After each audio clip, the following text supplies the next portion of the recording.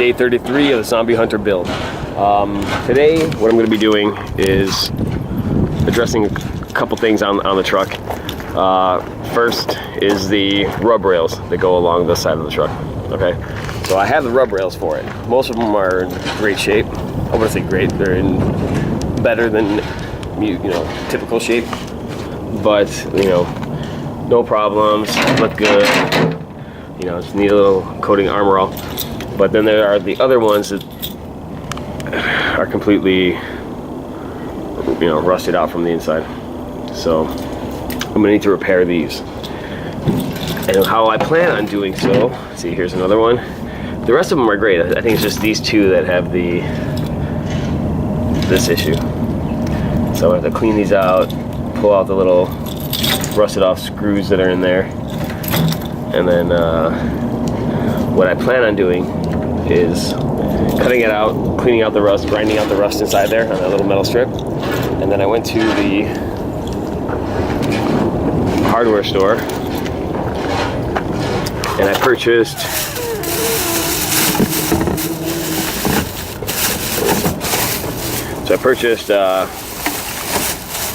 fiberglass resin and fiberglass cloth and fiberglass mat. Okay, so these are essentially the same thing. This is a little bit stronger just because it's woven, but this mat is it's easy to kind of push into places and stuff like that. This one folds more, and this one becomes like that, a mat. So depending on what I'm going to use it for, so what I think I'm going to do is I'm going to cut the cloth to shape, over the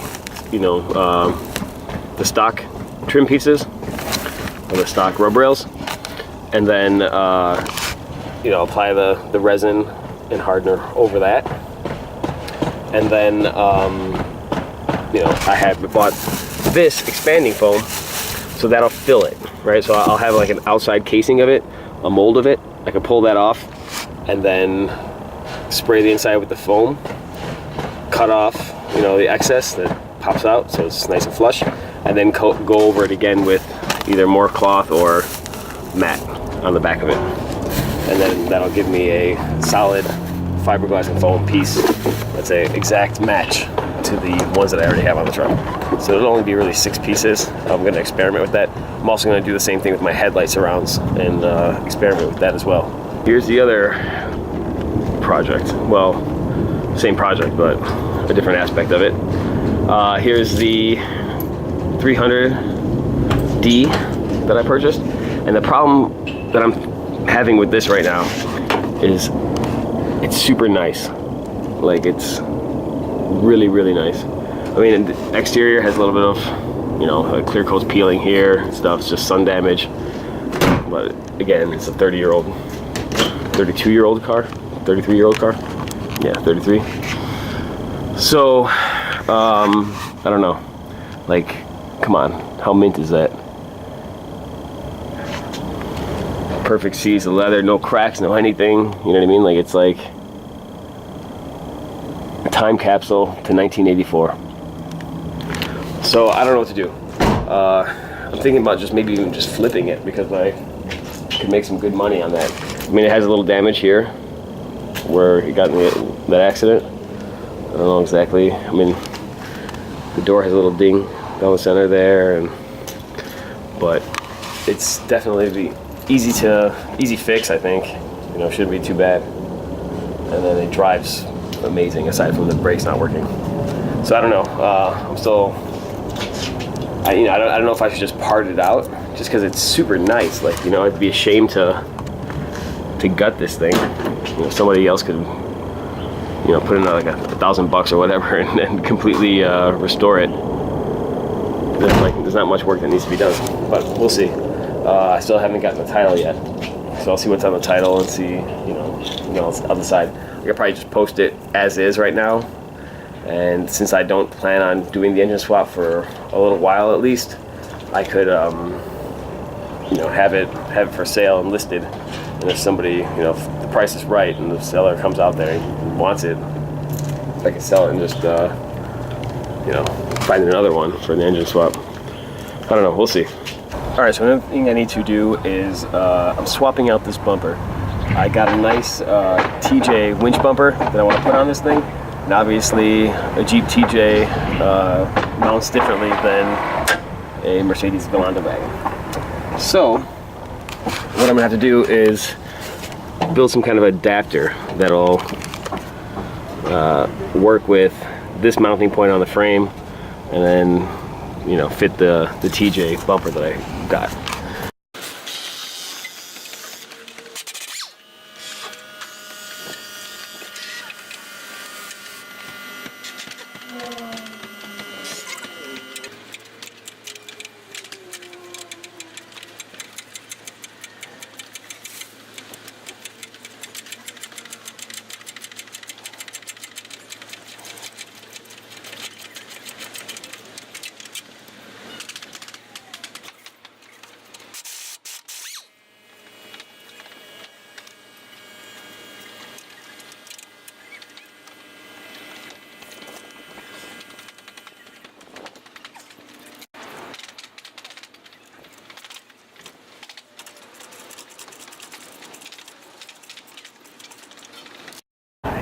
Alright, now that I have the stock bumper off of the truck,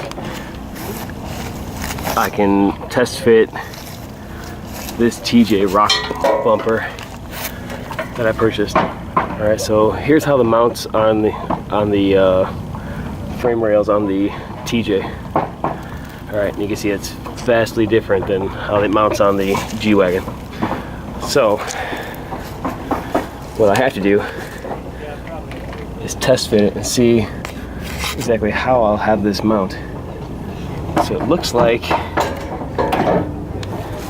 ooh, that would look so sweet. That's gonna look good. All right, so it looks like it'll mount right about there. And I don't know if that's gonna be enough room for a winch. You know, so I guess that'll be the next purchase. Probably purchase a winch, mount it to the actual bumper here, and then design my brackets. All right, because it can rest on the frame rail here, and it's really just getting a little you know, angle. I don't know, like 3/8 maybe, or maybe I'll go bigger and design a way for that to mount up. It'd be cool if I could fit it. So the issue is I have that front grill, so if I want to put the grill on there, it's not going to work. It needs to be extended a little bit further out, probably like out to here maybe. We'll see. Let me play around right now. Let me see how, or mock up the front grill and see how that fits.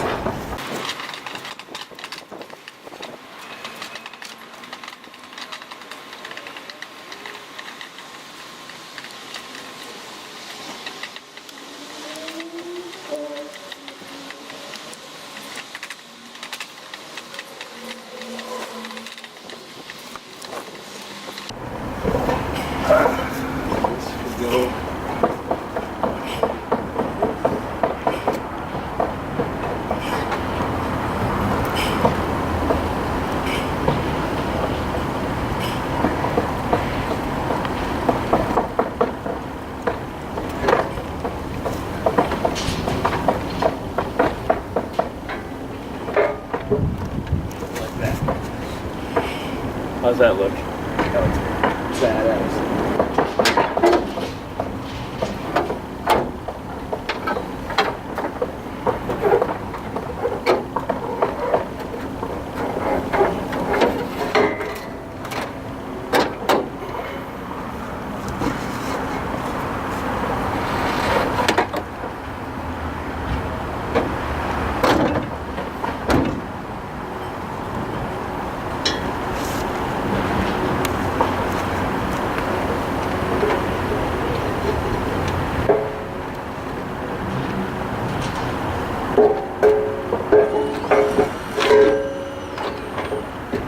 Alright, so it'll look something like that.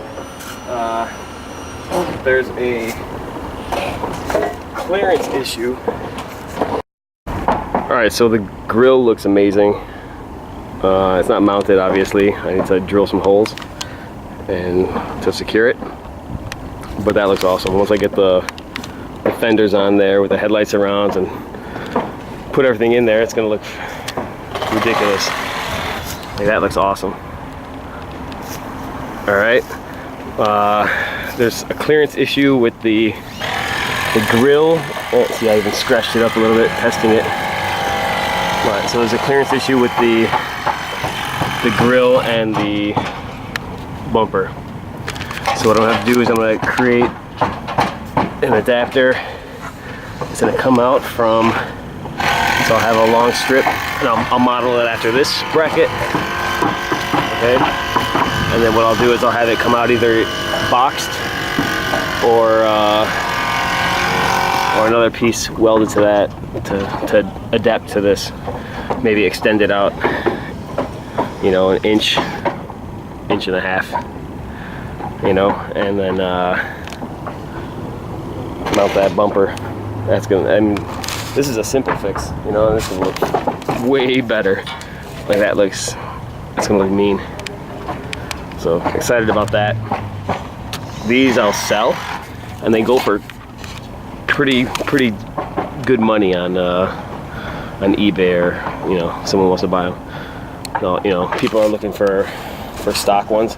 I'm not concerned about having a stock looking vehicle. I actually like it to look modified, but the stock parts are hard to come by and they're expensive. So what I'll do is I'll probably clean this up, you know, respray it, make sure it looks all nice, and then sell that to make some of my money back. And I have another one too, so I have a couple of these bumpers that I can sell. Because I had two with my previous G-wagon. So I'll end up selling that, sell the other one. I have the rear bumpers, the split bumpers, so two-piece. I'll sell those and get a bumper for the back of this.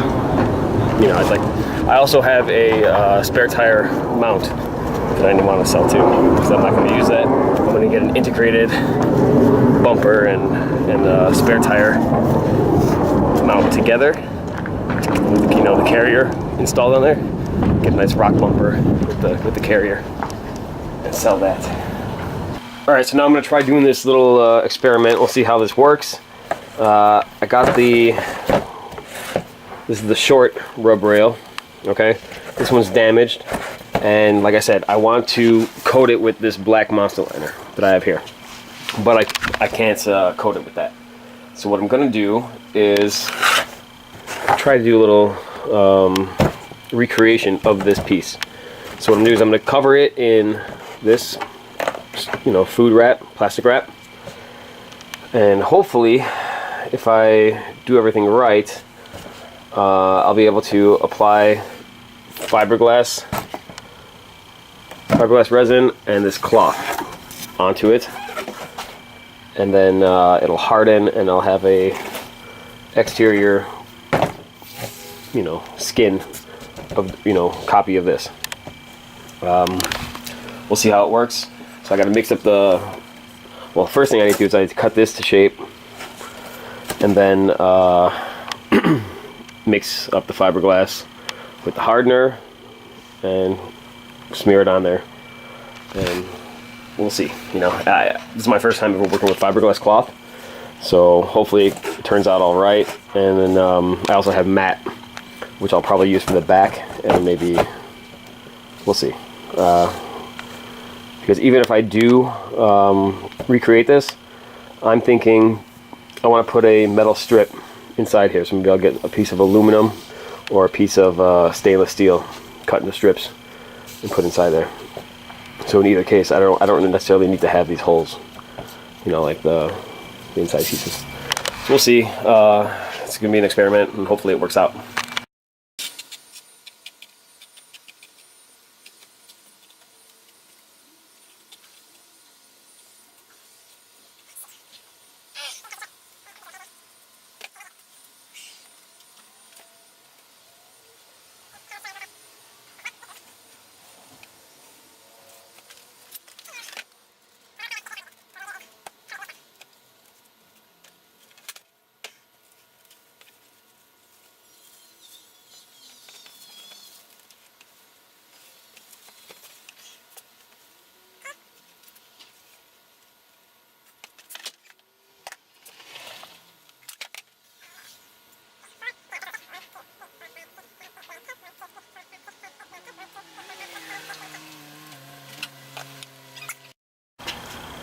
yeah, just my luck. Just as I'm putting the hardener in here, I'm selling the old stock Mercedes, the G-wagon tires, and the guy showed up literally at the last drop of hardener that I put in here. So hopefully it gives me enough time. Alright, so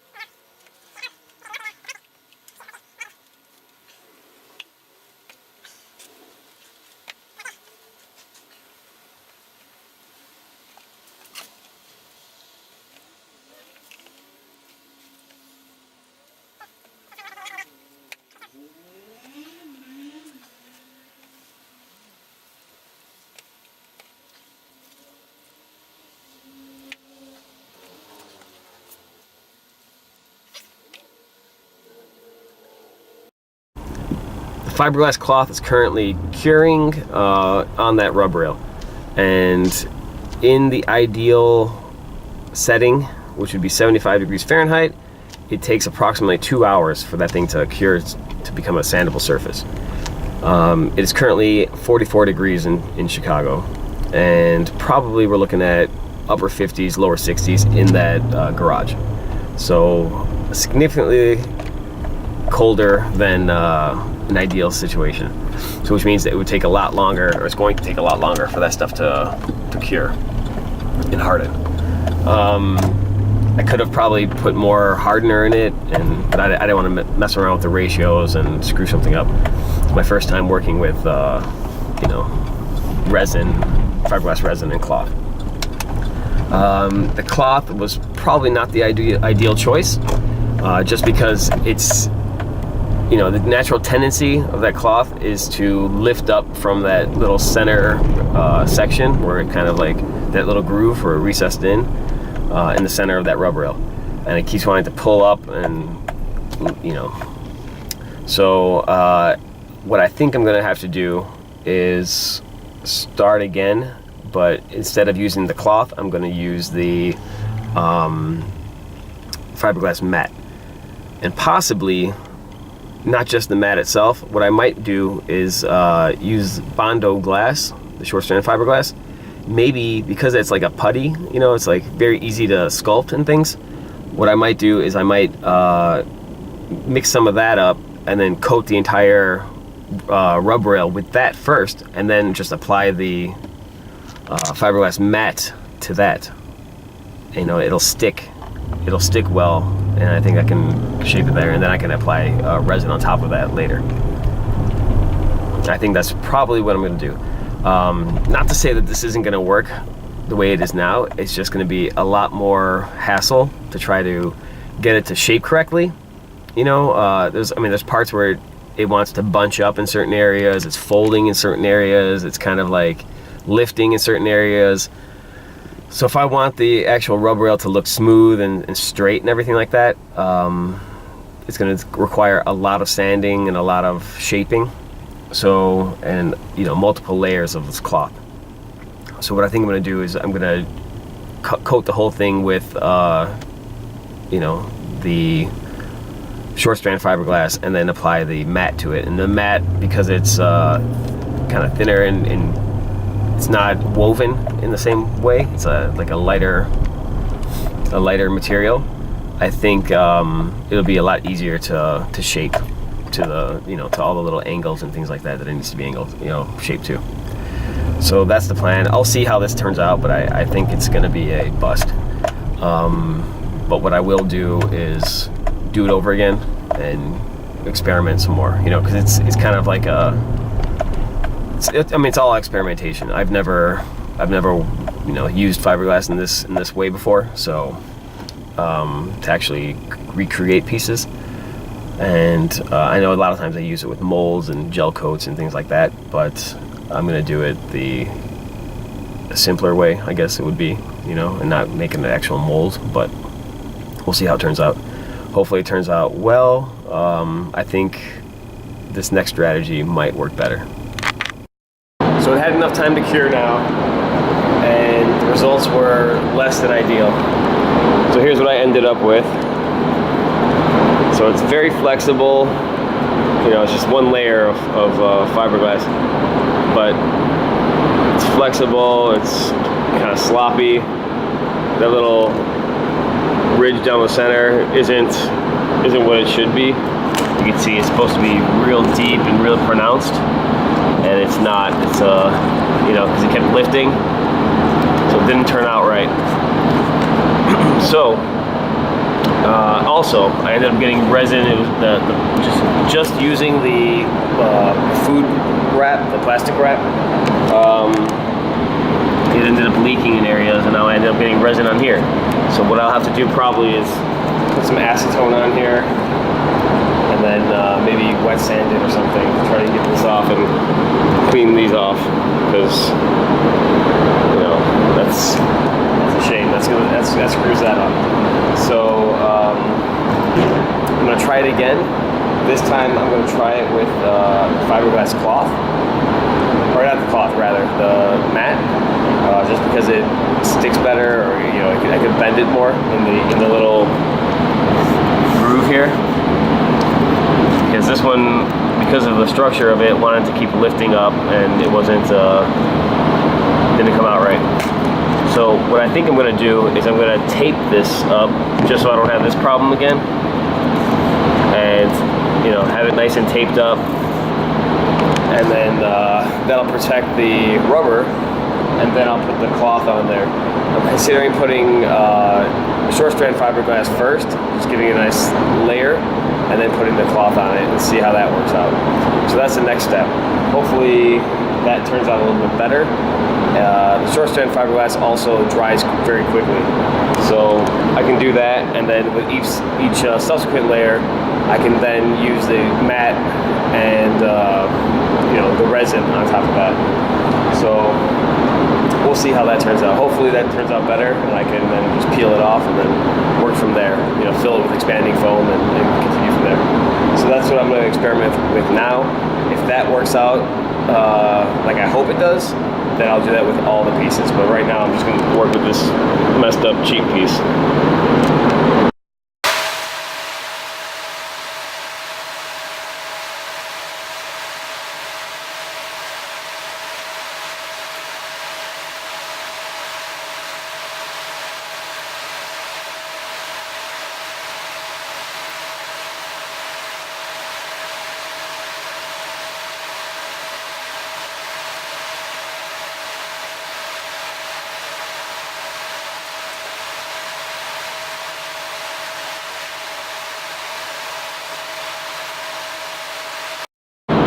Alright, so here's the completely taped up trim piece, and hopefully that'll prevent it from getting covered up with resin and fiberglass. So now what I'm going to do is, I think what I'm going to do is I'm going to create a skin coat of short strand fiberglass on top of that, and just layer the matte fiberglass, you know, the fiberglass mat on top of that. And hopefully that'll,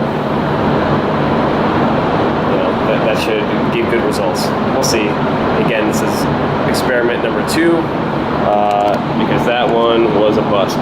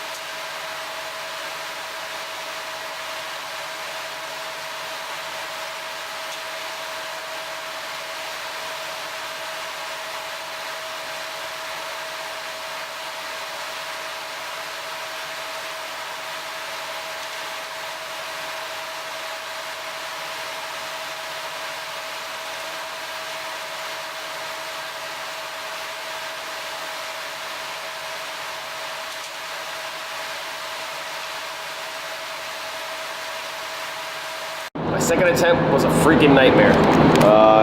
You know, I started trying to apply the fiberglass mat to the bondo that I had on there, and it was falling apart. It was super thick, so that was a disaster.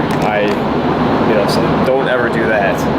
So even that one, you know, this was actually even better than doing that. So I scraped it all off while it was still kind of wet.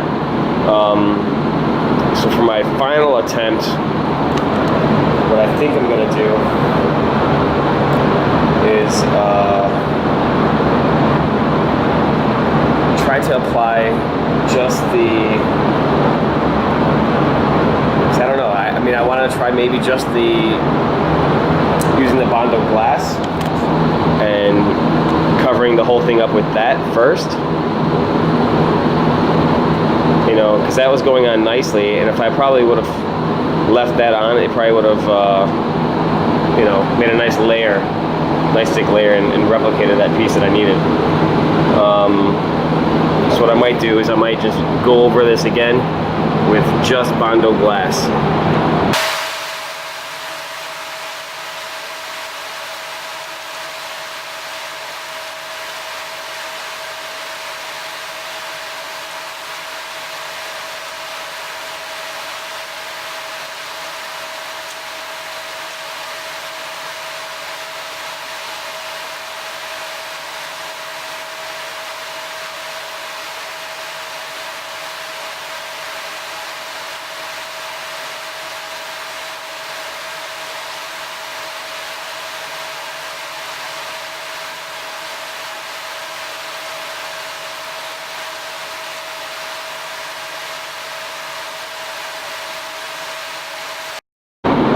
Alright, so here's a semi-finished piece. This is just with the fiberglass, short span fiberglass. You know, I pulled it off of the actual rub rail, and it broke as I did so. It was cracking, so it's going to be a challenge to try to actually release them from the actual rub rails.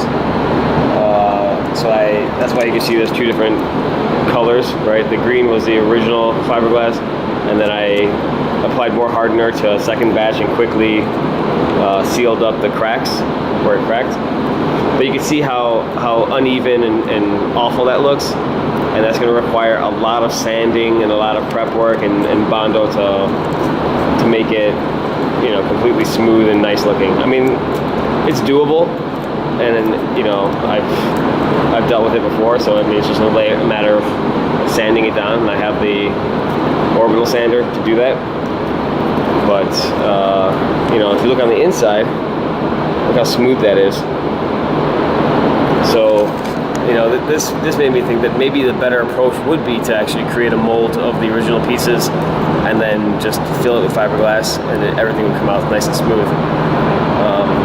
You know, if I push it all down and just pull the pieces out, then they'd be very quickly done and very nice looking. You know, they require zero sanding, or minimal sanding at least. But then it's a matter of actually creating the molds and doing so. So I have to figure out how I would actually do that.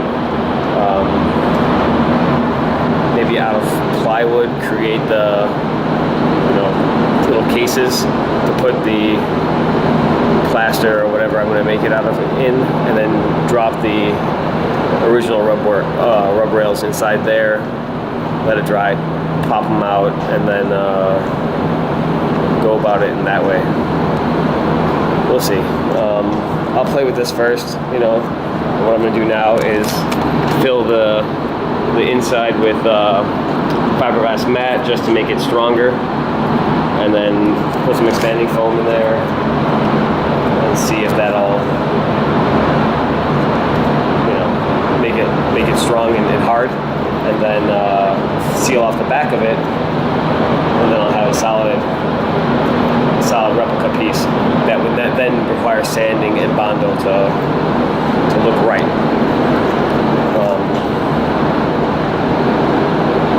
Like I said, I don't know if I want to actually go about making the molds or not. You know, this is a lot easier because I have all the materials in here, you know, ready to go. but the results would be a lot better if I actually create the molds. So I'll see, you know, I'll play around with this and see how it turns out. If it looks okay, then I'll just continue this way. If not, you know, it's going to require more time and more investment to actually develop the molds for it, but it's definitely doable, and it seems simple, and the results would be a lot better, you know. They'd be like perfect matches to the original pieces. I'll see. Anyway, let me finish this up, and it's like 3 o'clock in the morning right now, or 4 o'clock in the morning, so I need to get to sleep, you know, but let me just finish this piece off, and then we'll, you know, call it a night.